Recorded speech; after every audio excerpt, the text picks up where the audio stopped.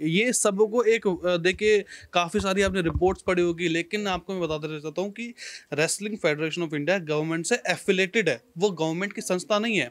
तो उसके इलेक्शंस अलग होते हैं, यानी कि पीएम मोदी खुद नहीं बैठा सकते वहाँ पे ब्रिजभूषण शरण सिंह को।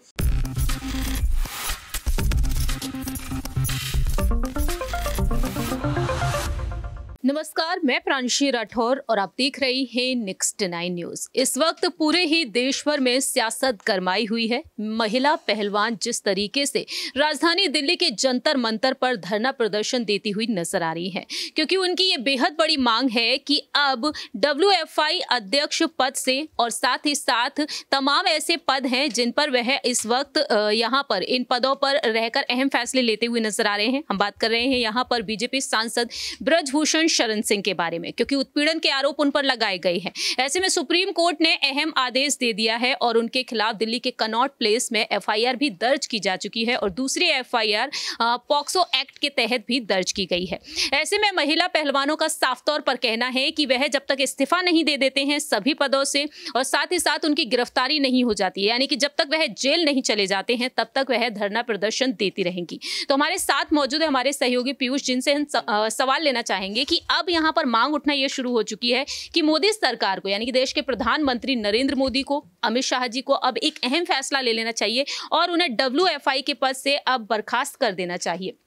तो आपका क्या कहना रहेगा? क्योंकि देखा जाए एक सांसद के तौर पर एक बाहुबली की पहचान भी उन्होंने बना रखी है उत्तर प्रदेश में, गोंडा जिले में, और आज देखा जाए तो यहाँ पर बीजेपी को काफी भारी नुकसान भी हो सकता है अगर कहीं ना कहीं सांसद पद से भी उनका इस्तीफा होता है। तो आपकी क्या राय रहेगी? क्या यहाँ पर चुनाव को ध्यान में रखते हुए बीजेपी सिर्फ और सिर्फ WFI अध्यक्ष पद से ही उन्हें हटाएगी?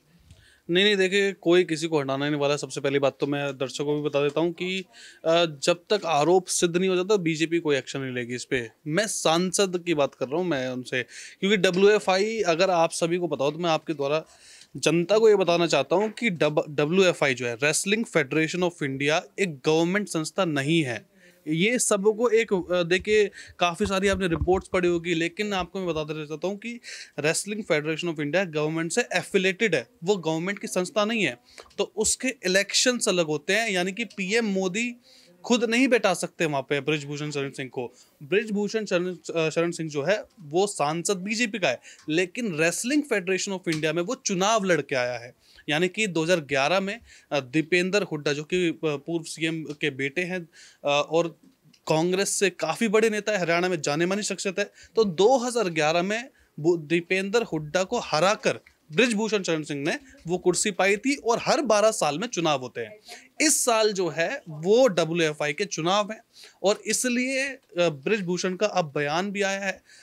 हरियाणा के रेसलिंग फेडरेशन, जो हरियाणा रेसलिंग फेडरेशन है उसके अध्यक्ष का यहाँ पे बयान आया है कि ये सारी जो पूरा देखिए जंतर मंतर पर जो हो रहा है वो एक राजनीति से प्रेरित है। क्योंकि देखिए लगातार 2012 से काफ़ी सारे क्वेश्चंस जो है वो राकेश कोच जो हैं, जो कि हरियाणा रेसलिंग फेडरेशन के अध्यक्ष हैं, तो उन्होंने काफ़ी सारे क्वेश्चन जो है वो इन पर उठाए थे। और जो कमेटी बैठी थी उसमें 7 सदस्यों की जो कमेटी बिठाई थी, जिसमें मैरी कॉम भी थी, जो दूसरे पहलवान भी थे, रेसलर्स थे, उन सब ने क्लीन चिट दे दी थी। पूरी देखिए तफ्तीश हुई थी, उससे भी देखिए इनको संतुष्टि नहीं मिली थी। फिर FIR को लेकर बोला, काफ़ी सारा मसला हुआ था जो संदेह के घेरे में आता है। क्वेश्चन जरूर उठने चाहिए उस पर, लेकिन अब FIR हो चुकी है, 2 FIR हुई है। सुप्रीम कोर्ट में देखिए मामला जाएगा, ये दिल्ली पुलिस जो है वो जांच करेगी। देखने वाली बात तो ये होगी कि आखिरकार जो आरोप लगाए हैं उन पर किस तरह का देखिए एक्शन लेगी दिल्ली पुलिस, और साथ ही साथ जो अब जांच होगी उसमें क्या निकल जाएगा। आखिरी छोटा सा सवाल ये रहेगा पीयूष कि आपने यहाँ पर मोदी सरकार की बात की, लेकिन बात यहाँ पर केंद्रीय खेल मंत्री अनुराग ठाकुर के बारे में की जाए तो 20 जनवरी के दिन उन्होंने साफ कर दिया था ब्रिजभूषण शरण सिंह ने कि वह इस्तीफा नहीं देंगे और कहीं ना कहीं हरियाणा से यहाँ पर सरकार का यहाँ पर इसमें हाथ रहा है साजिश रचने में, और दूसरी ही तरफ देखा जाए आज भी वह साजिश रचने का आरोप लगा रहे हैं। और इसके अलावा देखा जाए तो अनुराग ठाकुर ने उस वक्त कहा था, इस्तीफा देने के उन्होंने निर्देश दे दिए थे कि कहीं ना कहीं इस पद से अब उन्हें बर्खास्त किया जा सकता है। तो आपको क्या लगता है, क्या अनुराग ठाकुर एक बार फिर से यहाँ पर आगे आते हुए नजर आएंगे? क्योंकि महिला पहलवानों के साथ उस वक्त उन्होंने बैठक भी की थी और बैठक का नतीजा यही निकला था, जिसके बाद धरने को खत्म कर दिया गया था। लेकिन अब आगे की रणनीति आपको क्या नजर आती है? आगे की रणनीति देखिए बीजेपी की, अगर मैं बताऊं तो बीजेपी की रणनीति ये रहेगी कि वो वेट एंड वॉच करेंगे, जो कि हर बीजेपी नेता को सेंट्रल कमांड से बोल दिया गया है कि आप वेट एंड वॉच कीजिए, क्योंकि ये दिल्ली पुलिस इसमें पूरा देख रही है। साथ ही साथ जो एक टीम बनाई गई थी, जैसे मैंने अभी कहा था कि मैरी कॉम जो उसकी अध्यक्षता कर रही थी 7 सदस्यीय टीम का, उसने भी क्लीन चिट दे दी कि ब्रिजभूषण शरण सिंह को। लेकिन अब जब दिल्ली पुलिस के पास मामला है, 2 एफआईआर हो चुकी है, तो इसलिए बीजेपी जो है वो अब पहले पूरा जांच देखेगी। जब अगर कोई आरोप सिद्ध होता है तो देखिए उनकी जो अगर उनको जांच होगी, आरोप सिद्ध हो जाएंगे, तो फिर उनको सजा भी होगी कोर्ट द्वारा, फिर तो संसदीय भी जाएगी, फिर तो पद तो रहने का कोई सवाल ही नहीं बनता। बहुत बहुत शुक्रिया पीयूष। जिस तरीके से यहाँ पर पीयूष ने तमाम जानकारियां साझा की हैं, अब ये देखना होगा कि अनुराग ठाकुर क्या वाकई में यहाँ पर सामने आएंगे, क्या यहाँ पर पीएम मोदी और अमित शाह कोई अहम फैसला लेते हुए नजर आएंगे। जिस तरीके से यहाँ पर विनेश फोगाट और साक्षी मलिक ने एक बड़ी मांग उठा दी है, लेकिन आपकी क्या कुछ राय प्रतिक्रिया है? क्या ब्रिजभूषण शरण सिंह को WFI के अध्यक्ष पद से अब बर्खास्त कर देना चाहिए, क्योंकि इस्तीफे की मांग लगातार जारी है। दूसरी ही तरफ देखा जाए तमाम विपक्षी दल भी मैदान में है और विपक्षी दलों के नेताओं का भी साफ तौर पर कहना है कि अब कार्रवाई होनी चाहिए।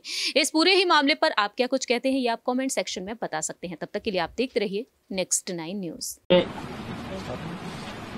के सामने कल FIR करने की बात आई है और अभी यद्यप FIR की कॉपी मेरे पास नहीं है, लेकिन FIR हो ही गई होगी और उसमें मुझे कुछ गलत प्रतीत नहीं होता है। और जो जांच एजेंसी वर्तमान समय में दिल्ली पुलिस है, उस पर भी मुझे पूरा भरोसा है। मुझे किसी प्रकार से कोई शिकायत नहीं है और मैं पूरी तरह से निर्दोष हूं और इन आरोपों का सामना करने के लिए तैयार हूं। जांच एजेंसी जहां भी उचित समझेगी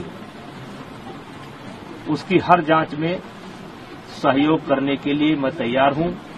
मुझे पहले भी भरोसा था, आज भी भरोसा है।